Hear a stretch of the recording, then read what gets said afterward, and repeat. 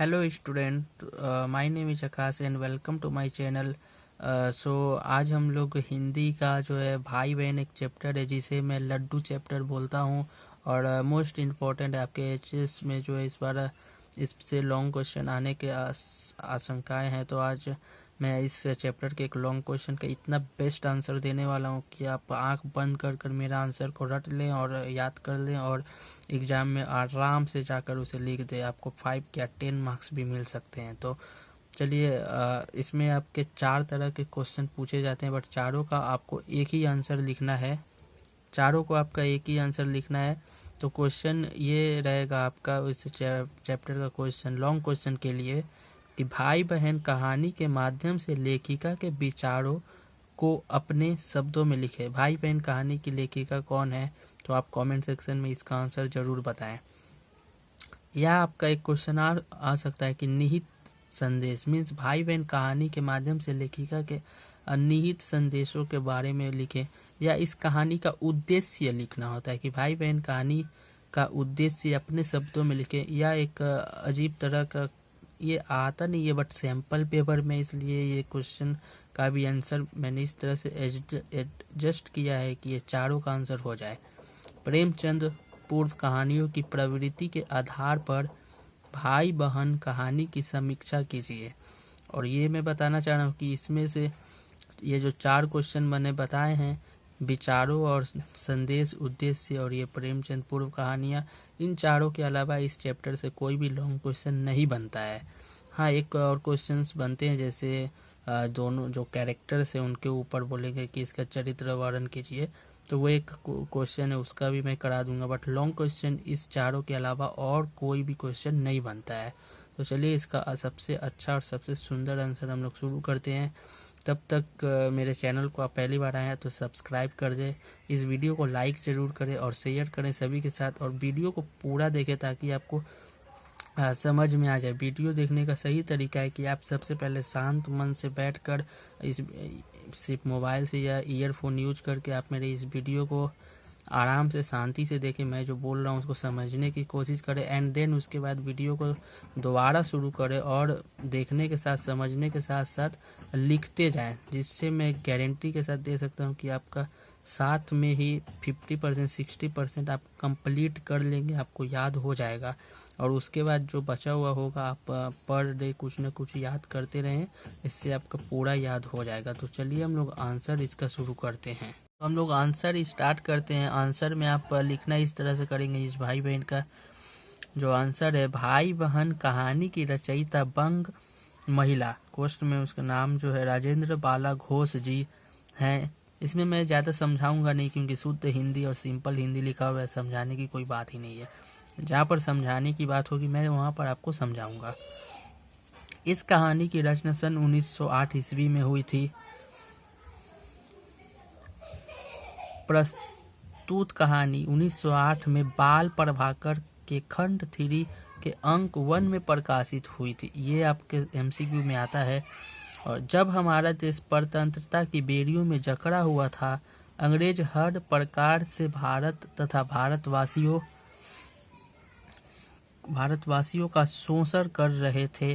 अंग्रेज भारत के धन को विदेश भेज रहे थे, जिससे भारत दिन प्रतिदिन गरीब होता जा रहा है अभी भी है और था भी, लिख सकते हैं। तो भारतेंदु जी इस दशा पर लिखा है कि भारतेंदु जी इस दशा पर लिखे होंगे, थोड़ा रिस्पेक्ट देना पड़ता है। हाँ, लिखे हैं कि, तो एक्चुअली यहाँ पर जितने भी लिखा है कि कहानी कब प्रकाशित हुई थी और उस समय हमारे देश की जो, एक्चुअली ये एक स्वदेश प्रेमी कहानी है। तो उस समय हमारे देश में क्या चल रहा था, देश स्वतंत्रता की बेड़ियों में जकड़ा हुआ था, मीन्स आज़ाद नहीं हुआ था, भारतवासियों का शोषण कर रहे थे और धन को जो है देश के बाहर ले जा रहे थे। अगर आपको भी कुछ पता है 1-2 लाइन आप इसमें ऐड कर सकते हैं, वैसे ही ये इनफ है। तो उसमें आप फिर लिखेंगे कि भारतेंदु जी इस दशा पर लिखते हैं कि, इसको थोड़ा याद करना होगा, बहुत ही सिंपल है। तबियो लखियो जहाँ रहियो एक दिन कंचन बरसत, तह चौथाई जन रूखी रोटियों को तरसत।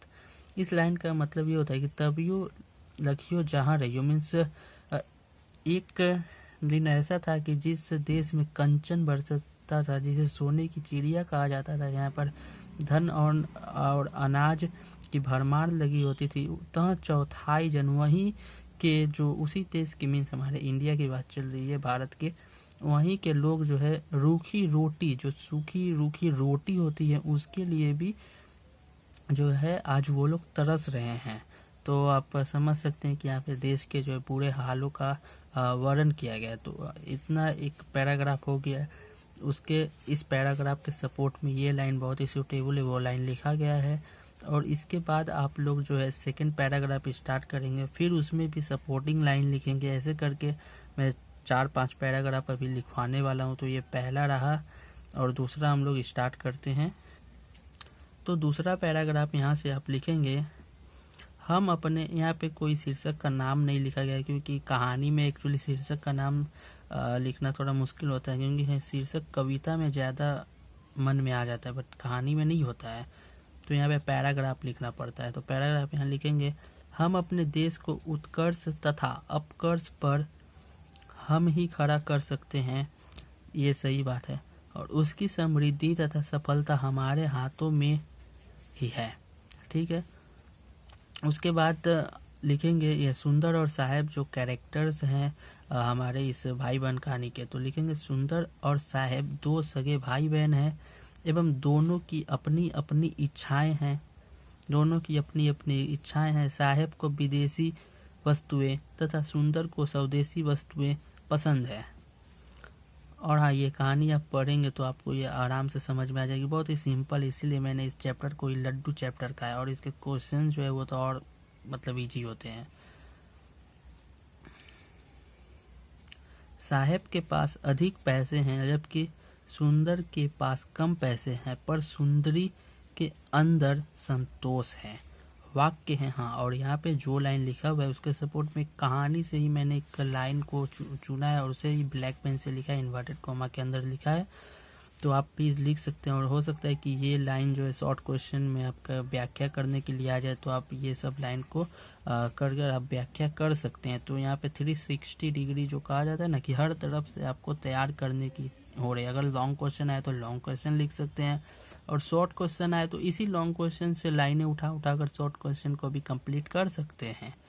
तो यहाँ पे जो लाइन लिखी गई है, ये कहा लाइन को दर्शाने के लिए कहानी में एक लाइन है, जिसके हृदय में संतोष है उसी ने सब कुछ भर पाया। निज अवस्था में संतुष्ट रहना और उसी के अनुसार चलना बुद्धिमानों का काम है। यहाँ पे जो जैसे लिखा हुआ है आपको उसी तरह से लिखना है, कोई चेंजेस नहीं करने, क्योंकि ये लाइन एक्चुअली लिखा मैं हूँ बट लिखा मैं नहीं हूँ। ये लाइन जो है लेखिका का लिखा हुआ है। उसके बाद लिखेंगे कि अर्थात रहीम ने भी लिखा है। रहीम जो कवि है उन्होंने भी लिखा है। मतलब इस पूरे के लिए एक सपोर्टिंग लाइन जो होता है वो मैं यहाँ पर आपको दिखा रहा हूँ कि चाह गई चिंता मिटी मनुआ बेपरवाह, जिनको कछु न चाहिए वे साहन के साह। तो आपको ये भी लाइन याद करने होगी। एक्चुअली मेरा जो आंसर है वो 5-10 किताबों से मिला हुआ और मेरा भी कुछ इसमें कंट्रीब्यूशन रहता है आंसर में। तो मिक्सअप करके मैं आपको एक ये डोज दे देता हूँ, ताकि आपको 10 किताबों का आंसर देखने की ज़रूरत, कंफ्यूज होने की ज़रूरत ना पड़े। आप बल्कि 10 किताबों का आंसर एक जगह मैं दे रहा हूँ, ताकि आप इसी को लिखकर बेस्ट आंसर बना दें। चलिए इसी के साथ हम लोग चलते हैं तीसरे नंबर पैराग्राफ पर। तो यहाँ पे तीसरा नंबर पैराग्राफ आप स्टार्ट करेंगे।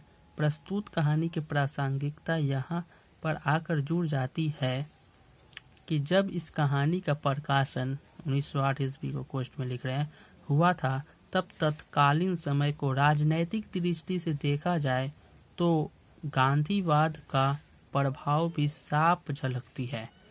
उस समय विदेशी वस्तुओं का बहिष्कार करने तथा स्वदेशी वस्तुओं को अपनाने पर बल दिया गया था।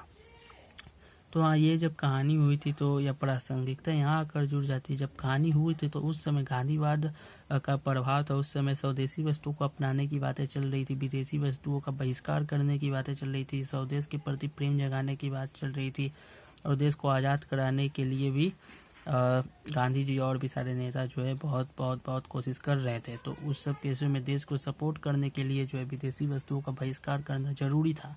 तो उसी के और उस बीच में ये कहानी जो है एक तरह से मोटिवेशन का काम कर रही थी, मोटिवेट कर रही थी। इसीलिए ये कहानी जो था प्रकाश एक अच्छे समय में किया गया था लेखिका के द्वारा, इसलिए इस कहानी को अत्यंत महत्व दिया जाता है, अत्यंत चर्चा में रहती है यह कहानी। तो उसी चीज़ों को कहानी में किस तरह से बताया गया है कि कहानी में यह बात साहब की रेलगाड़ी द्वारा कही गई है। साहब अपनी विदेश निर्मित रेलगाड़ी से सुंदरी को नीचा दिखाना चाहता है, लेकिन श्री राम उसे समझाते हैं कि ऐसा करना उचित नहीं है, क्योंकि के बाद अपना जो लाइन लिखने से अच्छा है कि आप एक कहानी का लाइन लिख दें, ताकि एग्जामिनर को क्या लगता है कि आप पाठ अच्छे से पढ़ें और पाठ के लाइन बाई लाइन आपको याद है, तो इससे आपके मार्क्स जो है बहुत अच्छे इंक्रीज होते हैं। तो इसमें आप कहानी का लाइन उठाकर लिखेंगे, किंतु परमेश्वर का यह नियम है कि जो दूसरे को किसी को नीचा दिखाना चाहता है वह पहले आप ही नीचा देखते हैं। यहाँ पे आपको लग रहा है कि वो वाक्य कुछ अटपटा सा है, बट अटपटा सा हो या ना हो, बट किताब में ऐसे ही लिखा हुआ है, आपको यही लाइन लिखना है, तभी तो इसको आप स्पेशल लाइन बोल रहे हैं। इसको इन्वर्टेड कॉमा में डाल देना है।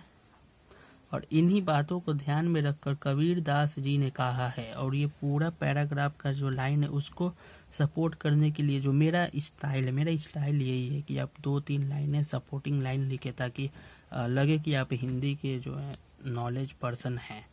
तो उसको दर्शाने के लिए एक बहुत ही कॉमन लाइन है जो आप सभी ने सुना ही होगा कि बुरा जो देखन मैं चला बुरा न मिले कोई, जो दिल खोजा अपना मुझसे बुरा न कोई। मीन्स अपने आप में बुरा आप नहीं देखना, दूसरे के बुरा को खोज रहे हैं, तो अंदर आप देखिएगा तो आपसे बुरा कोई नहीं होगा। तो यही लाइन है। तो अभी मैं पूरा क्लास नहीं लेने वाला हूँ, तो यहाँ पर दिखाया गया है कि जो नीचा दिखाना चाहता है उसी के सपोर्ट में ये लाइन कही गई है। तो इसी के साथ हम लोग का तीसरा नंबर शीर्षक भी ख़त्म होता है, और उसी के साथ हम लोग लास्ट पैराग्राफ पर चलते हैं। आई होप आपको मज़ा आ रहा होगा। अगर इतना अच्छा आंसर आपको मिल रहा है तो वेट किस बात की कर रहे हैं, लाइक कर दे, कमेंट कर दे, शेयर कर दे, और क्या पहली बार आए हैं तो सब्सक्राइब कीजिए। चलिए इसी के साथ हम लोग चौथे नंबर पर चलते हैं, चौथे नंबर पैराग्राफ पे। तो चौथा नंबर पैराग्राफ है कि श्री राम अपने भाई बहन को कहते हैं कि छोटी छोटी, तो श्री राम अपने भाई बहन को कहते हैं कि छोटी छोटी, इसके बाद चलिए देखते हैं, छोटे छोटे विदेशी खिलौनों के लिए कई लाख रुपए हमारे देश से बाहर चले जाते हैं, जिसका हिसाब लगाना मुश्किल है, जिससे हमारे देश के कारीगर गरीब होते जा रहे हैं और नमक रोटी के लिए तरस रहे हैं। इसी प्रसंग में भारतेंदु जी लिखते हैं, ये जो लाइन है। तो यहाँ पे जो श्री राम है, जो सुंदरी और साहब दोनों का जो है बड़ा भाई है, तो विदेशी खिलौने, छोटे छोटे विदेशी खिलौने के लिए कई लाख रुपए हमारे देश से बाहर चले जाते हैं, जो बाहर के कारीगरों के पॉकेट में चले जाते हैं, जिससे हमारे देश के कारीगरों की कोई वस्तुएं कोई नहीं खरीदता है, और इसीलिए हमारे देश के कारीगर जो है गरीब होते जा रहे हैं एवं नमक रोटी के लिए भी तरस रहे हैं। तो अर्थात हमें स्वदेशी वस्तुओं को अपनाना चाहिए, और ये जो मूवमेंट है हर साल के हर दिन होना चाहिए, क्योंकि मैं देखता हूँ कि हमारे देश में सिर्फ दीपावली आती है तभी जो है कि बहिष्कार करे चाइना के वस्तुओं का। तो सिर्फ दीपावली में ही क्यों, अब अगर बहिष्कार करना है, देश को आगे ले जाना है, तो हर एक दिन अब विदेशी वस्तुओं का बहिष्कार करें, स्वदेशी वस्तुओं को खरीदें। सिर्फ दीपावली के दिन ही क्यों ये मूवमेंट होता है, समझ में नहीं आता है। तो इसमें सपोर्टिंग लाइन आप लोग अभी तक पढ़ चुके होंगे। तो इसमें लिखा है, अंग्रेज राज सुख साज सजे सब भारी, पैदन विदेश चली जाती यही अति ख्वारी। तो देख रहे हैं कि ये जो लाइन है एकदम इसी लाइन को सपोर्ट कर रही है, जो पैसे बाहर चले जाते हैं। देख सकते हैं, पैदन विदेश चली जाती यही अति ख्वारी, ये बहुत अच्छी बात नहीं है।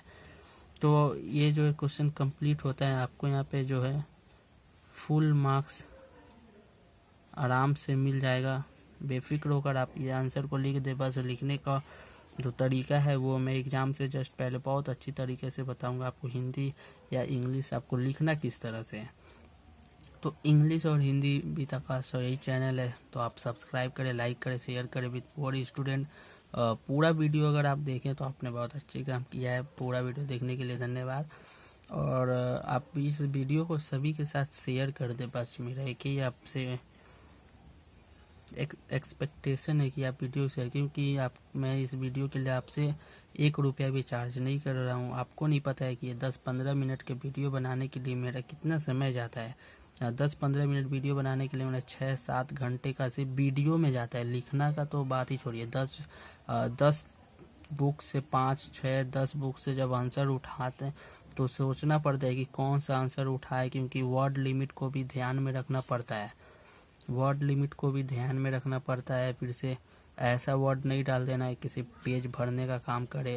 कुछ अच्छी लाइनें भी रहा, सिंपल लिखनी भी होती है। और उसके बाद वीडियो जो 10-15 मिनट आपको रिकॉर्डिंग लग रहा है, बस इस रिकॉर्डिंग में ही आधा घंटा लग जाता है। उसके बाद वीडियो को एडिट करना होता है, फिर एडिट करने के बाद आधा घंटा 1 घंटा अपलोड करना होता है, टाइटल डालना होता है, डिस्क्रिप्शन, ये वो बहुत काम करना पड़ता है। तो 5 से 6 घंटे का तो वीडियो सिर्फ आपका अपलोड करने में लग जाता है, और लिखने का तो मैं अभी जोड़ा ही नहीं। तो इतना के लिए मैं आपसे 1 रुपया भी चार्ज नहीं कर रहा हूँ। प्लीज़ आप चैनल को सब्सक्राइब, लाइक, शेयर ज़रूर कर दें। तो आज के लिए इतना ही। मिलते हैं अगले वीडियो में, और उम्मीद कर रहे हैं कि आप लोग बहुत ही अच्छा तरह से पढ़ाई कर रहे होंगे। एग्ज़ाम बहुत सामने आने वाला है, इसलिए मेरी तरफ से आपको ऑल द वेरी बेस्ट। अगर आपको कोई टॉपिक लग रहा है कि एग्ज़ाम में इस साल आ सकता है, बहुत ही ज़रूरी है, तो आप लोग प्लीज़ कमेंट करके बताएं, ताकि कमेंट से ही मैं जान सकता हूँ कि आपको क्या रिक्वायरमेंट है, आपको क्या चाहिए। उस हिसाब से मैं जो अपलोड कर पाऊँ। अगर आप कमेंट नहीं करेंगे तो मैं क्या होगा कि मैं अपने हिसाब से चलूँगा। अगर आप मुझे नहीं बताएंगे क्या डालना है तो फिर मैं अपने हिसाब से डालूँगा। तो फिर देखिए, जैसा भी हो अच्छी है। मैं भी जो डालूँगा वो बहुत ही सीक्वेंस वाइज डालता हूँ। जैसे इस साल के लिए लॉन्ग क्वेश्चन इंपॉर्टेंट है, तो मैं पहले लॉन्ग क्वेश्चंस ही डाल रहा हूँ। फिर नेक्स्ट क्वेश्चन, इसी चैप्टर का शॉर्ट क्वेश्चन इंपॉर्टेंट हो जाएगा तो मैं शॉर्ट क्वेश्चन डालना शुरू कर दूंगा। तो इस तरह से चलता ही रहेगा। तो चलिए, आज के लिए इतना ही। I wish you all the very best for your examination. I am Akash signing off. Thank you.